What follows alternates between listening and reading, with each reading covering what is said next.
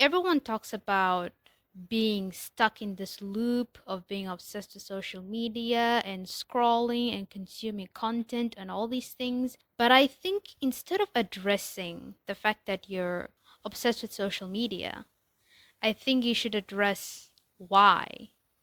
Why am I obsessed with social media? For me, it's if you lived a life that's very toxic and very difficult, and you always feel overwhelmed, and you're currently living a life that you do not want to live in, you're surrounded with people that you do not want to be surrounded in, and you feel like there's nothing that you can do about it. So all you do is every day wake up, do the bare minimum, and then escape by using social media or playing video games. I think the fact is that we are constantly trying to escape our life that we are living. And I think that's the issue, not the fact social media is the issue. Because how you use social media, it's always going to be a symbol of who you are. So if you're living a difficult life and a tough life and all you want to do is escape, you use social media as an escaping tool. Or if you're a person who wants to learn and improve yourself, you use social media as a learning tool. Or if you're someone who wants to create and make money, you use social media as creating content and making money. So I think the thing that you should be focusing on is who am I and what is the life that I'm living currently? Because I see parents do this all the time. Like, my child's obsessed with social media and they all want to do, they're addicted to social media and playing video games and this and that. I don't think the problem is the fact that your child is addicted. I think the problem is the fact that your child is not interested in experiencing life, in experiencing themselves, and experiencing new hobbies. I think that is the problem, not social media. And I think social media is basically a tool that amplifies who you are, like the same as money. People also view money as something that's evil, but actually, money is an amplifying tool of who you are. And that's the same as social media.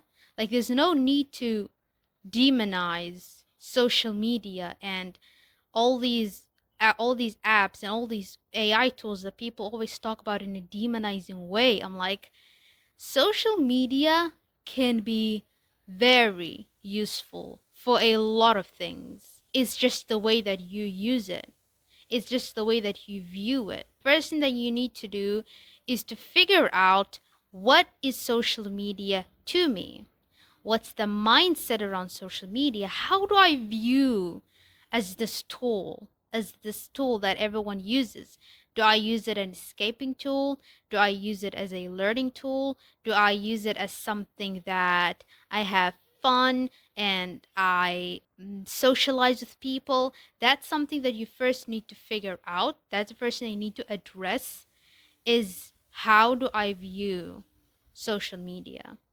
Right now, I do not want to be a person who lives a life on the edge, who's always just doing what I need to do, looking presentable, just walking around the edge, and then after that, I'm just having fun or wasting time or consuming content. And that's really something that I'm working on because that's not the life that I want to live. I know that I can be so much more than the things that I want.